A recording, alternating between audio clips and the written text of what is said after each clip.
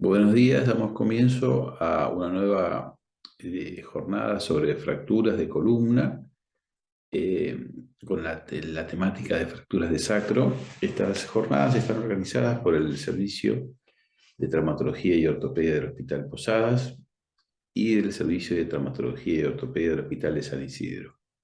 En ambos lugares tenemos una gran colaboración, sobre todo de nuestros jefes de servicio, el doctor Cupito del Hospital Posadas y el doctor Eduardo Fraile del Hospital de San Isidro.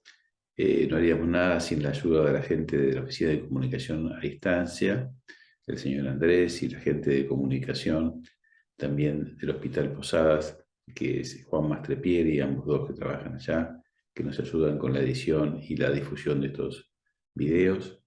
En ambos hospitales tenemos la colaboración también de los jefes residentes y residentes que nos dan un gran apoyo para hacer todo esto.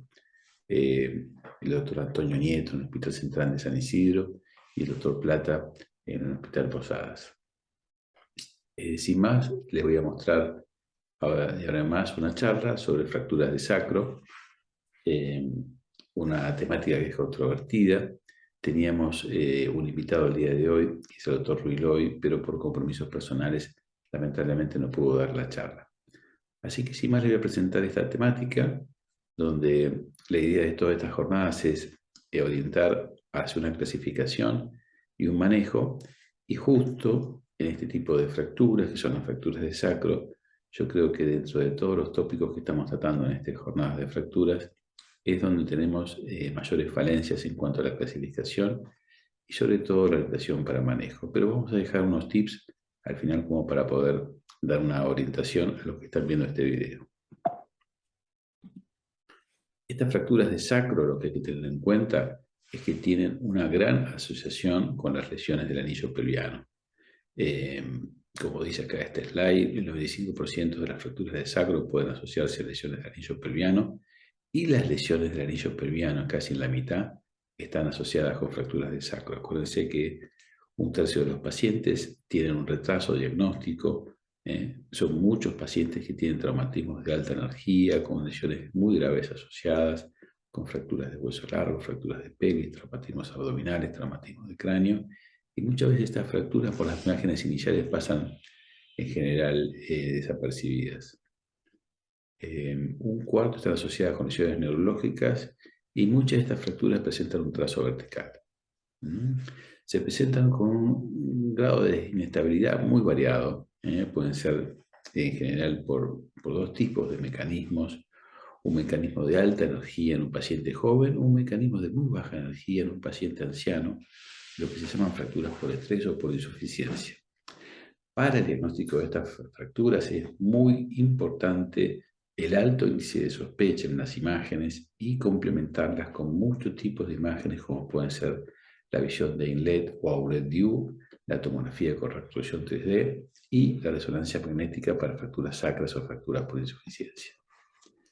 Tenemos dos patrones, un patrón de alta energía, como por ejemplo en esta paciente que tuvo intento de suicidio, con fracturas verticales que se ven en ambos lados y laterales, que precisan una fijación pelviana, así como reconstrucción del anillo pélvico. Y tenemos también lesiones de baja energía en pacientes ancianos que pueden dar el mismo patrón de lesiones. Acuérdense, un paciente con alta energía, joven, traumatismo muy grave, accidentes de tránsito, caídas de altura, etc. O un paciente anciano con traumatismos muy pequeños que muestran los mismos patrones de fractura y el mismo tipo de tratamiento. Si vamos a la clasificación de estas fracturas, para poder entender la clasificación actual, que reitero, no tiene quizá una orientación terapéutica clara, es muy importante ver cómo se han desarrollado las clasificaciones en el pasado. Yo creo que el artículo más importante a nivel histórico es el artículo de Dennis, de Francis Dennis, donde él recopila una serie de casos de fracturas de sacro, hace un artículo retrospectivo, y lo que hace es dividir este sacro en tres regiones, una región alar, una región foraminal y una región central, para describir los tipos de fracturas, donde la frecuencia, como se ve, es mayor de la parte lateral a la central, pero el riesgo de lesión neurológica aumenta de la parte lateral a la central. La clasificación de Dennis de la década del 90, de la década del 80, no tiene una correlación terapéutica, es morfológica y descriptiva, y tiene un aviso sobre el tipo de lesión neurológica que pueda tener el paciente. Un artículo de Racamil, de la misma década del 85, y del amigo Cristian Macer, un amigo de la casa, lo que hace es describir una serie de pacientes, 13 pacientes que tienen una fractura transversa del sacro, que ellos lo llaman la fractura del saltador para el que se suicida. Este patrón de perfil se usa en la actualidad, donde se describe la fractura en general sin desplazamiento, con desplazamiento parcial, completo, y una fractura con minuta. En ese artículo, Rocamil también hace una descripción de lo que es la fijación lumbopélvica, que se utiliza en la actualidad, quizá con otro tipo de sistemas, se usaban unas placas con tornillos, pero esto en década del 80, fíjense que es el plano de perfil y la fijación lumbopélvica pueden ser datos que se usan en la actualidad. Isler, en el 90, trata de ver cuáles son fracturas estables e inestables, y lo que dice el doctor Isler es que las fracturas que pasan a través o por dentro de la articulación sacroiliaca, entre el E5 y S1, tendrían un grado de estabilidad. Describe 3 patrones de fractura, por fuera, laterales a la articulación del E5-S1, a través de esa articulación que sería el tipo 2, y por dentro de esa articulación que es el tipo 3, donde Isler refiere que son fracturas inestables. Strandboxen es un autor danés que en la década del 90 describe el mismo tipo de fracturas que ha describido el doctor Racamil, que son las fracturas laterales en 3 tipos, 4 tipos, el cuarto que es el cominuto, el tercero desplazado, angulado en el segundo y sin desplazamiento leve en el primero. Históricamente se ha visto que muchos autores han descrito en diferentes partes del mundo los mismos datos, quizá al mismo tiempo. Entonces la descripción de tanto de este autor danés como el francés son similares. Paccaro, ya en la década del 2000, describe unos tipos morfológicos de fracturas, que son fracturas en U o variantes, con o sin desplazamiento en un plano coronal. En un intento de clasificación, todo el grupo de la grupo AO, en la década del 2000, trata de seguir los lineamientos de clasificaciones de fracturas con el grupo ABC del tipo AO y darle un score para poder tratarlo. Esto es lo que hace el doctor Lehmann en un artículo con el doctor Belabarba, un doctor con gran experiencia en fracturas de sacro, que tratan de darle a un tipo de morfología, estatus neurológico y una lesión diamantaria posterior para poder tratar de darle un tipo de orientación terapéutica. Esta clasificación no es del todo utilizada en el futuro, esto es cerca del 2000, el grupo O intenta un tipo de clasificación con un tipo de orientación terapéutica. Este artículo del doctor Pascal Modeliar, del Servicio de Traumatología del Hospital de la Pitié-Salpêtrie, está intermedio en el 2016 entre esta clasificación del doctor de la Barba y todos los trabajos de Baccaro para las clasificaciones del tipo O, introduce unos conceptos que, a mi forma de ver, son extremadamente interesantes, porque le dan otro punto de vista al tipo de clasificación y tratamiento. El doctor se basa para el tratamiento de estas fracturas en la clasificación de Racamil, tanto en frente como en perfil, y en estos tipos de clasificaciones de O con 3 grupos de lesiones A, B y C.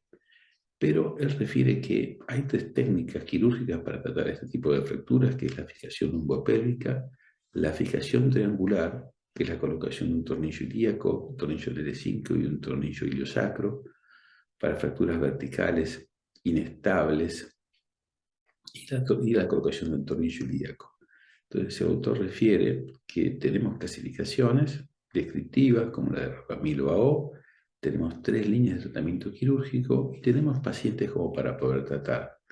No da una correlación clara entre las indicaciones quirúrgicas y los métodos para poder realizarlo, sino que refiere que con estos métodos quirúrgicos podemos tratar todo tipo de fracturas.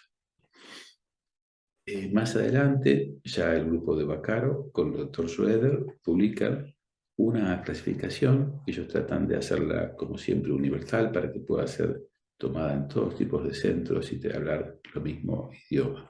Fíjese que entre los autores está el doctor Barba, que estaba en la clasificación anterior. Estos tipos de clasificaciones tratan de ser, con el grupo O, persistir en el tiempo y son modificadas con pequeños modificadores que van avanzando, cosa de tener todos más o menos el mundo el mismo idioma al poder hablar. En la actualidad, esta clasificación tiene tres tipos: el tipo A, el tipo B y el tipo C. El tipo B, A son lesiones que pasan por debajo de la articulación sacroiliaca. El tipo A son lesiones avulsivas.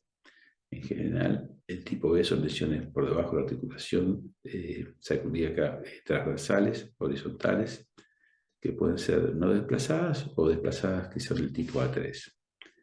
El tipo B involucra ya lesiones del anillo posterior, son lesiones verticales que pueden pasar por dentro del foramen, laterales al foramen en el tipo B2 o transforaminales en el tipo B3. Y las lesiones tipo C son lesiones espinopélvicas.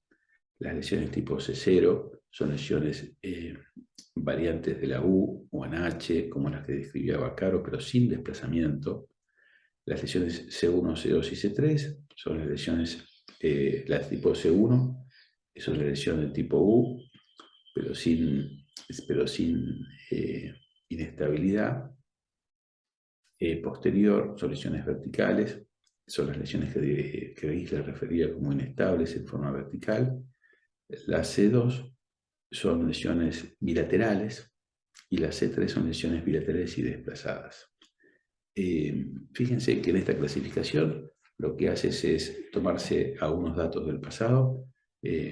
Por ejemplo, se sigue utilizando la clasificación de Rockamil en el plano de perfil, que es el tipo 3 o el tipo 4, que son lesiones desplazadas. Se utiliza la clasificación de Isler, que son las lesiones por dentro de la articulación sacroiliaca, y los tipos morfológicos que había escrito Vaccaro o que había escrito Denis en el pasado. Se agrupa en cuanto a lesiones y se toma muy en cuenta la asociación con lesiones del anillo pelviano. Si vamos a describir estas fracturas de tipo O, siempre tratan de tener un contenido progresivo, que es las lesiones tipo A, tipo B y tipo C, en cuanto a progresión, en cuanto a daño que puedan tener tanto morfológico como aumento de lesión neurológica. Estas lesiones también, estas clasificaciones siempre incluyen algunos modificadores. El modificador en general neurológico, la variación persiste como la tienen en otros tipos de fracturas que son las toracolumbares o las fracturas cervicales bajas. Se toman algunos modificadores muy específicos, que es las lesiones de partes blandas, que es el modificador 1. Acuérdense que estas lesiones pueden tener poliinsuficiencia, que es el modificador 2. Se pueden asociar lesiones anteriores del anillo pelviano a lesiones de articulaciones sacroiliaca. Son estos cuatro modificadores que introduce esta clasificación. Con la idea de tener todos el mismo idioma, el grupo AO trata de poder ordenar esta morfología de fracturas y que todos podamos tener una misma forma de hablar a nivel mundial. La falencia quizá tiene esta clasificación es que no tiene un score u orientación terapéutica en la actualidad como puede tener el score de las fracturas toracolumbares. Pero si uno analiza estas lesiones, podemos darle a un tipo de orientación terapéutica para que sea práctica esta charla que estamos dando sobre fracturas de sacro. Las lesiones de tipo baja son lesiones sacrocoxigias, no tienen estabilidad pélvica y no tienen impacto en la pelvis posterior. Son las lesiones que vemos como A1, son lesiones de cóccix o avulsivas. En general, nuestra forma de ver tiene un tratamiento que es médico conservador. Las lesiones de tipo A2 ya son fracturas que están por debajo de la articulación sacroiliaca, y las lesiones de tipo A3 pueden ser este mismo tipo de lesiones, pero ya desplazadas. Fíjese que el plano de perfil es como lo mostraba la clasificación de Rockamil. Si tenemos que dar una atención terapéutica, las lesiones tipo A1 y A2 tendrían un tratamiento médico, pero lesiones tipo A3 desplazadas podrían ser utilizadas un tratamiento que es la colocación de una placa posterior. Este tipo de lesiones, para poder ser colocadas una placa, tendrían que tener un desplazamiento grosero, como se ve en este caso, y tendrían que tener daño neurológico. Las lesiones de tipo B son lesiones que se asocian a las lesiones pélvicas posterior, tiene impacto en su estabilidad. Pueden ser de tipo B1 por dentro del foramen, como este tipo de caso que tenemos acá, lesiones verticales. Es claro la asociación con lesiones del anillo pelviano. Las lesiones tipo B2 son por fuera del foramen, pueden ser con pequeño o gran desplazamiento. Acuérdense que ahí ya aumenta la posibilidad de lesiones neurológicas. Y acá se introduce el tornillo iliosacro como forma de tratamiento. La indicación no es clara, o sea, puede ser el grado de desplazamiento, el compromiso neurológico o la asociación con fracturas pelvianas. ¿Mm? Y las lesiones tipo 3 son lesiones que transcurren a través del foramen. De vuelta, esta posibilidad de lesión neurológica se aumenta y este tipo de lesiones también pueden ser fáciles de ser tratadas con tornillos iliosacros. La indicación, nuevamente, no es clara, no se sabe cuál es el grado de desplazamiento para poder utilizarlo. El daño neurológico sería una indicación clara para este tipo de fracturas y la concomitancia con lesiones asociadas para movilización rápida del paciente sería otro. Las lesiones de tipo C ya implican una inestabilidad lumbopélvica. Como hablamos anteriormente, las lesiones de tipo C0 son lesiones en U o sus variantes sin desplazamiento, con este plano de perfil, pero estas lesiones pueden estar dentro de un paciente que tiene muchas comorbilidades, como por ejemplo fracturas de hueso largo, traumatismo abdominal, fracturas de pelvis, y pueden llegar a ser quizá tratadas con tornillos iliosacros para una movilización rápida del paciente, por más que no tengan desplazamiento o quizá por más que no tengan neurología, como en este caso. Las lesiones de tipo C1 ya se hicieron lesiones que pasan por dentro de la articulación sacroiliaca. Las lesiones tipo 3, descritas por islas en el pasado, serían lesiones inestables verticales. Acá, en este tipo de lesión, que son las lesiones de tipo C, podría introducirse el uso de la fijación triangular, como en este caso, que sería una fijación unilateral con tornillo en L5, tornillo ilíaco para cerrar el desplazamiento y poder corregir tanto los desplazamientos que pueden tener en el plano longitudinal como el transversal, y el tornillo iliosacro, donde hace una fijación en forma de triángulo. Las lesiones de tipo C2 ya serían lesiones bilaterales sin desplazamiento. Y las lesiones de este tipo pueden ya tener una fijación que se llama lumbopélvica. En teoría, la fijación lumbopélvica tendría que tener 4 puntos de amarre en la parte lumbar y 4 puntos de amarre en la parte pélvica con el uso de TT. Fue escrito inicialmente de esta forma. En la actualidad se ven variantes que pueden ser la toma de L5, la toma de C1 y uno o dos tornillos a nivel de pelvis en forma lateral o unilateral, con la corrección o no del DTT. Estas son lesiones de tipo C3, lesiones más graves en cuanto al punto de vista de inestabilidad o compromiso neurológico. Y tenemos la fijación lumbopélvica, como se ve en este diagrama de la derecha, en forma bastante claro, la colocación de 2 tornillos ilíacos por lado, el uso del DTT, fijación en el L5 y fijación en el L1. A veces estos pacientes tienen fracturas asociadas a los pedículos de C1, lo que lleva a fijar el L4, y como asociación siempre el tipo de descompresión. Muchas veces estos pacientes tienen asociadas lesiones neurológicas, lo que lleva a la laminectomía amplia de L5, S1 y S2 para poder ver sus raíces. La variación en cuanto a uso de técnicas quirúrgicas también está dado con estos pacientes, y los métodos de reducción de este tipo de fracturas de sacro exceden esta charla, pero son variados. Como resumen para llevarse a casa, acuérdense que estas fracturas de sacro tienen una asociación enorme con fracturas de pelvis y van a dictaminar el tratamiento. Cuando uno va a tratarlos, tiene que recordar las clasificaciones del pasado, la clasificación de Dennis, la clasificación tanto de Rockamil como de Strackhausen, los métodos de recursos quirúrgicos que ha mostrado el doctor Paucré Mascayar de la rigidez de Salpitrí, en cuanto a tornillos iliosacros, la fijación triangular, la fijación lumbopélvica. Y nosotros creemos que tienen una utilidad el uso de placas simples para tratar este tipo de fracturas a nivel, se puede usar a nivel vertical o horizontal. ¿Cuándo hacer cirugía? Es controvertido, pero cuando tenemos un compromiso neurológico, cuando hay desplazamiento de estas fracturas o cuando un paciente tiene unas lesiones asociadas, muchas veces hay que utilizar la cirugía como para remodelación rápida del paciente. En las lesiones tipo A1 y A2 consideramos tratamiento desconservador, y las lesiones de tipo A3 con gran desplazamiento y quizá con nefrología, la utilización de placa es de utilidad. En las lesiones B1, B2 y B3 y las lesiones C0, por más que no tenga desplazamiento, a veces tienen lesiones especiales asociadas o pacientes que precisan una rápida movilización, se puede introducir el tornillo iliosacro. En las lesiones C1, afiliación triangular, y las lesiones C2 y C3, la afiliación lumbopélvica, como hablábamos anteriormente, 4 puntos a nivel lumbar, 4 puntos a nivel pelviano, uso de TT. En todos estos pacientes la descompresión, la foraminatomía en caso de lesión neurológica está asociado, y entre los modificadores que establece el grupo AO, nosotros queremos resaltar el cuidado con las partes blandas. Hasta acá llegamos con nuestras fracturas de sacro en cuanto a clasificación y manejo.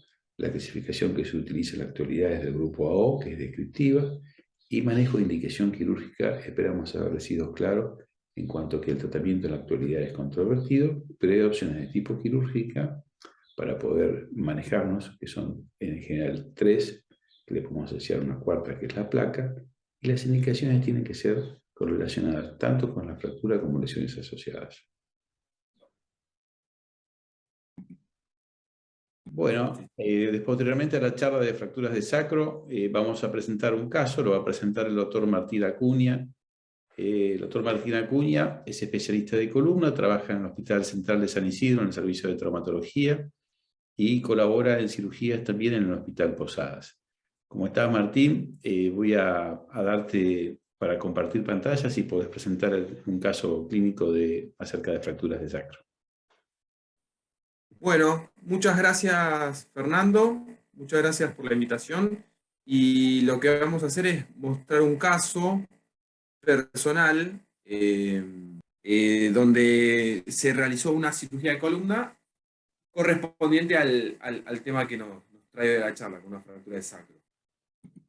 Bien, es un caso clínico de un paciente femenino de 73 años de edad con un tratamiento médico del dolor de hace 10 años con opioides y pregabalinas a altas dosis, múltiples bloqueos sin resultado, con también alguna enfermedad psiquiátrica en su historial.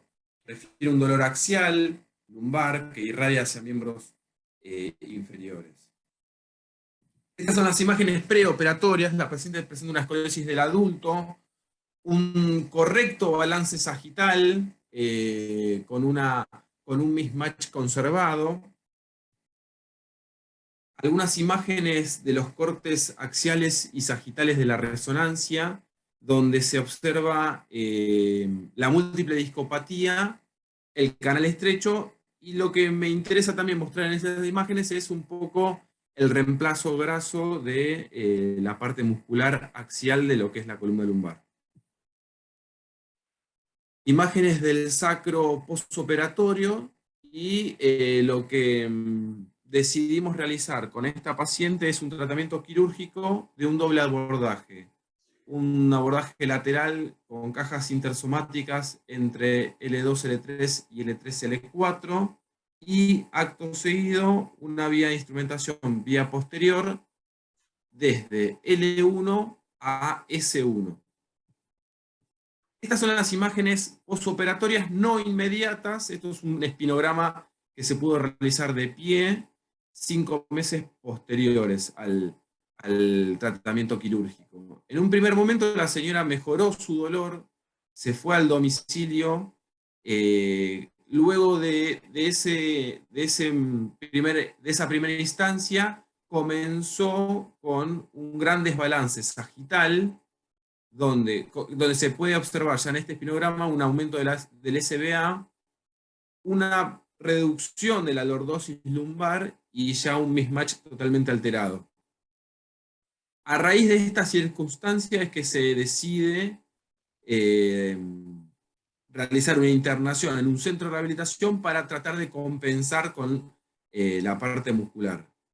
Inmediatamente de esa internación nos llama la fisiatra de ese centro y nos comenta que la paciente comenzó con un gran dolor en la zona de la pelvis, sobre todo en la región lumbar baja, y que esto fue en forma atraumática durante la realización de los ejercicios.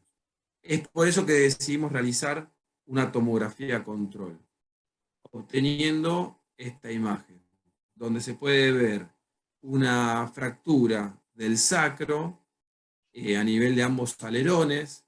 En el corte sagital se ve un desplazamiento entre S1, S2, y cabe destacarse que la paciente presentaba, como lo dije, un dolor lumbar bajo, referido al pubis, y que no presentaba ningún cambio neurológico en ambos miembros inferiores.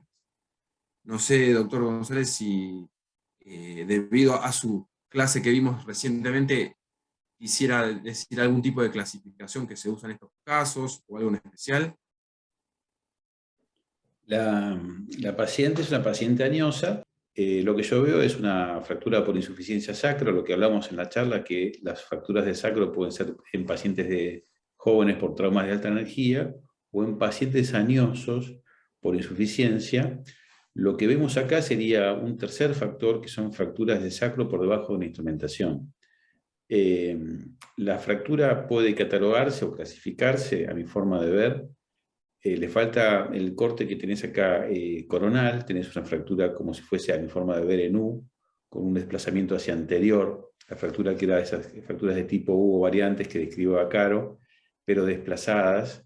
Sería una fractura de tipo C3 de la clasificación de AO. La clasificación de AO es descriptiva, lo que vimos en la charla, que no tiene una correlación con indicaciones quirúrgicas claras. Entonces, uno de los factores claros de indicaciones quirúrgicas es la neurología que este paciente no tiene, o el grado de desplazamiento sería otro, o la comorbilidad junto con fracturas de la pelvis. Te refiero, Martín, hay un artículo que es referente a esto que publicó el doctor Meredith, el grupo del Special Surgery del amigo Girardi en Nueva York, en 2013, publica un artículo en la Spine Journal, donde hace referencia a fracturas raras del sacro por debajo de instrumentaciones largas, como en este caso. Dice que cuando tenés instrumentaciones de más de 4 segmentos, la posibilidad de fracturas por debajo de instrumentaciones es bastante frecuente, y habla del grado alto de sospecha que uno tiene que tener. En ese artículo refiere 24 pacientes, el doctor Meredith, de los cuales 8 fueron tratados en forma conservadora cuando no tenían neurología, o sea que tenían neurología negativa. Si este paciente es añoso y no tiene neurología positiva y su queja es de su dolor sacro, el tratamiento puede ser conservador, quizá como decimos con este artículo, con buen resultado. Si el paciente empezaría a tener síntomas de neurología neurológica, lamentablemente quizá habría que revisar su instrumentación y prolongarla a la parte pélvica, más descompresión, más corrección en ese momento de la lordosis lumbar. Contame a ver si el paciente tenía neurología, cómo fue con este paciente. No, efectivamente, como le comenté recién, el paciente no presentaba un cambio neurológico, solamente el dolor, debido a su estado clínico, al estado, un factor agregado era que la señora es testigo de Jehová, entonces la imposibilidad de realizar transfusiones de sangre. Nos decidimos con el equipo en ese momento realizar un tratamiento conservador. La señora realizó un reposo de 30 días con actividad isométrica en cama, y luego sí retomó su actividad en gimnasio y rehabilitando la marcha, la cual pudo rehabilitar perfectamente y el dolor disminuyó totalmente, pero el tratamiento fue conservador. A raíz de este caso y de esta discusión que hemos tenido recién, se ocurrió sumar 2 artículos a la charla que usted dio. Uno es un artículo del Current Pain and Headache Report de Urritz y colaboradores sobre los factores de riesgos de la insuficiencia sacra. Es un artículo del año 2020, es una revisión bibliográfica donde habla de comparar 3 tipos de tratamiento: la sacroplastía, la fijación y el tratamiento no quirúrgico. Comenta básicamente los puntos altos de este artículo y que vienen a motivo de nuestra charla, es que el cementado de las fracturas de sacro puede utilizarse con un mínimo riesgo de pérdida de cemento en el acto quirúrgico y disminuye el VAS en un 19% de los casos. El tratamiento conservador se puede utilizar sin ningún problema, que no refiere una mejoría el tratamiento quirúrgico no refiere una mejoría en los índices de recuperación, pero sí que es mandatorio utilizarlo cuando hay síntomas neurológicos. Y luego sumamos un artículo del Musculoskeletal Disorder de Peter Ganz y colaboradores sobre este tema de las unidades de Hanfield, que están medio en boga, y a ver si había alguna actualización. Y en este artículo, que es de este año 2022, se habla que tomaron cierta cantidad de pacientes donde a los pacientes con dolor los sometieron a realizar una tomografía y una resonancia. Donde estaba la resonancia con edema óseo, en esos mismos pacientes, en el sacro, ¿no? Tomaron 4 puntos de observación y determinaron las unidades de Hanfield. Y a modo de conclusión, ellos toman como punto de corte menos 12.9 unidades de Hanfield. Eso sería equivalente a tomarlo como ya presencia de edema óseo. Y entonces es interesante esto para utilizarlo como método diagnóstico en pacientes, por ejemplo, que no pueden ser sometidos a una resonancia. Ya te habla de una fractura sin desplazamiento. Y otro punto para digamos, la charla es que ellos toman ya como un valor menor a las 80 unidades de Hanfield como una potencial riesgo de fractura para las fracturas de sacro. Así que muchísimas gracias. Perfecto, Martín. Queda claro con tu artículo la utilidad de esas unidades de Hanfield en cuanto a un valor de menos 12, podemos redondear en menos 13, como equivalente a fractura, y de 80 como riesgo de fractura. Eso siempre, esas unidades de Hanfield, nosotros tenemos un amigo en común, que es el doctor Sirna, que ha insistido siempre en la utilización de las unidades, porque parece que el software se puede colocar en cualquier tomógrafo.